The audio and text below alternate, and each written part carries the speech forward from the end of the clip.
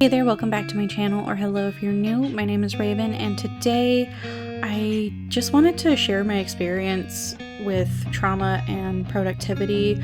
I don't really have an end point. I just sort of thought that this was worth talking about and probably worth sharing because I know that I'm not the only one who has dealt with it. But that being said, that this video is kind of a heavy topic. It might not be right for your headspace. I totally understand, and I hope you find something that is better to watch if you're not supposed to watch something like this. Also, the script that I wrote is not as long as the video that I edited. I thought it would take me a lot longer to say what I have to say, and it kind of cuts off towards the middle, so there's going to be a lot of music towards the end instead of more thoughts, because I didn't really think it'd be a lot of sense to try and switch back to a normal voiceover in the middle and just start narrating what I'm doing in the video. Let me know if you guys like this style of video where I just sort of talk about feelings and hard stuff instead of talking about cleaning and rabbit things. I have really been wanting to try this out and really nervous about it, so I'm hoping that your input will help me decide if I'm gonna keep making more videos about this. Now that I have procrastinated, let's jump in. I am really far from unique when I say that the last few years have completely burned me out. I know I see it everywhere on every platform. People who use creativity as a tool for their livelihood or for coping are completely fried. It has been 10 things at a time for the last 3+ years, wanting to stay educated about current events, learning, unlearning, trying to maintain the same sense of horrifying conditions, while our brains can't retain that and slowly go numb. Almost every creator I watch has hit the same sort of slump that I have. At first, I thought it was just me and that I was just failing as an individual, because by the time I fully hit that burnout period, I had no energy left to open my eyes and just look around me at what everyone else was going through. I didn't really know if this was something that I was going to talk about, because before the pandemic, when creators talked about being burnt out, there was a lot more negative feedback associated with it. People in general seemed pretty annoyed that people who have an easier job than most of the public were complaining about how hard they work. I'm not going to be getting into that. There are too many specifics, and it just isn't the direction that I want to take this video in. I just want to talk about my own burnout and hopeful recovery. Take a sip of water every time I say burnout. My burnout started probably shortly after I was born. I'm not sure if I'm joking, but we're going to say it's a joke. I grew up undercared for with increasing trauma as time went on. When I was diagnosed with things like autism and ADHD, it wasn't taken seriously or treated in any way. It was sort of just treated like something that I would outgrow if it was ignored enough. I feel like that on its own is already a really bad mix. It would cause a lot of damage to anyone. When you factor in the different forms of abuse and neglect, it becomes really clear why I didn't want to keep trying. People who abused me instead of caring for me had an insidious way of making it feel like it was my fault, and that if I tried harder to meet my potential, then things would be better and I would be lovable. I wasn't given any tools to be better or told what better should look like, and when my support needs became an inconvenience, I was punished for it. As a kid, this just reinforced the idea that I didn't deserve help, and that I didn't deserve rest, and that I owed productivity and effort to those around me as some sort of compensation for the space that I took up. So when I started adulthood, I fell down the rabbit hole of productivity content. I don't regret all of it, because the process did teach me a lot of valuable tools that helped me with ADHD and anxiety, but there was a pretty long stretch of time where it was unchecked. I didn't balance it with learning more about ADHD on a deeper level or addressing my trauma, which was just not on the table yet. It helped me to continue the cycle of feeling like I needed to keep pushing harder and be more productive so that the people around me would like me. I'm not trying to say anything bad about productivity content in itself. I think it's sort of like any tool. You can use it for good or you can use it for harm, and In my case, I was not using it for good. It showed up in every job that I had. It showed up in friendships, and it showed up in hobbies. I had to figure out how to check every box, even if there was no box to check. I would push as hard as I could until my anxiety completely wrecked the situation, and then I just disappeared. I didn't disappear to rest or recover. I just stuck my head into the next available distraction. I guilted myself for how badly I was doing in life. And I told myself I deserved all the crappy things and that I was stupid for getting my hopes up. And then I either doubled down on overworking myself in that specific thing, or I just never brought it up again. In my head, there was this nonstop war. It hasn't ended yet, but now things are a lot less even and a lot less chaotic. On one side, I have my core beliefs. Laziness does not exist. Rest is mandatory, not earned. Life should be savored. You should sink into good feelings as often as you can, and small things build up over time. On the other side, I hear the things that my abuser said throughout my childhood. I am lazy, I don't deserve rest, and I owe the people around me everything I have just for them letting me be around, because I am just an inconvenience as a person. Saying not to become your kid's first bully applies very strongly here. Because my first bullies became my inner monologue, and unlearning that and separating that from the thoughts I actually care to have has been a long process, and it might not ever finish. A few months ago, I spilled cranberry juice on a white towel, and after I cleaned it up and laughed about it, I just started crying because I realized that I wasn't berating myself the way that I used to. This process has been exhausting and necessary, and I'm learning not to diminish it and act like it shouldn't be taking time and energy away from things like YouTube and Etsy. I've questioned several times if I only care about YouTube and Etsy because of the part of my brain that needs productivity to feel safe. The healing process is jagged and curved with parts that are scary and parts that are really boring. I know I am nowhere near the finish line because there is no finish line.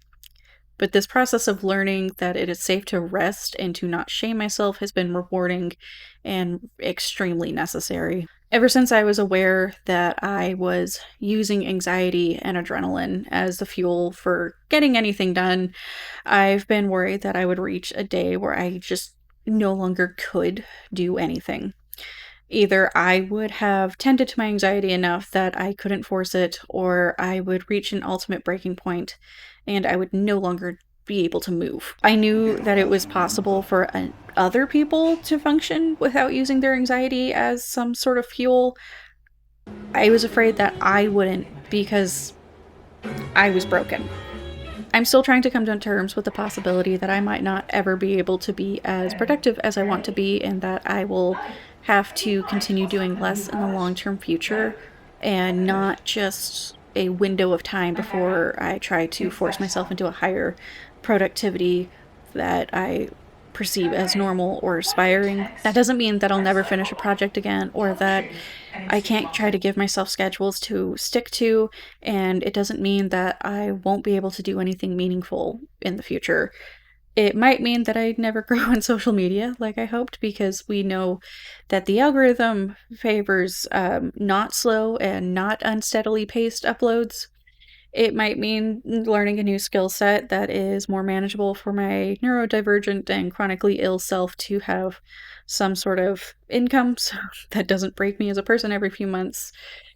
But in reality, I don't know what it means at all outside of hoping that it means I'm kinder to myself and that I respect my mind and my body's need for rest without regurgitating the abuse that it's already had to deal with for way too long. This is sort of where the script runs out. So I guess if you're still listening and you're relating to any of this, or you're in some other phase of healing and trying to be kinder to yourself, I just want to say that it does get better. It takes a really long time and it kind of sucks. And sometimes it really, really sucks. But it does get better and it is worth pushing yourself for. I think there's some sort of balance between letting yourself rest and being gentle with yourself, but also pushing yourself towards things that matter, like things that are important to you, things that maintain you as a person. It's something that I'll probably have to brainstorm and write about, so I guess let me know if you want to hear something along the lines of that in another video. But I'm just gonna let you guys finish and I'll see you at the end.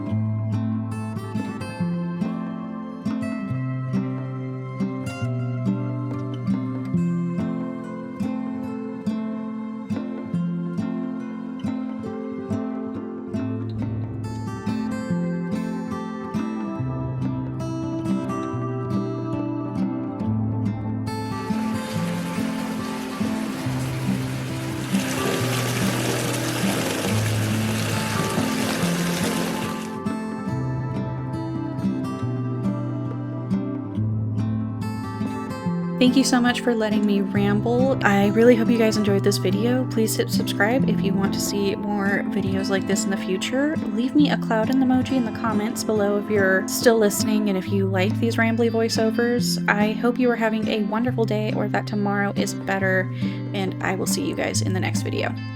Bye.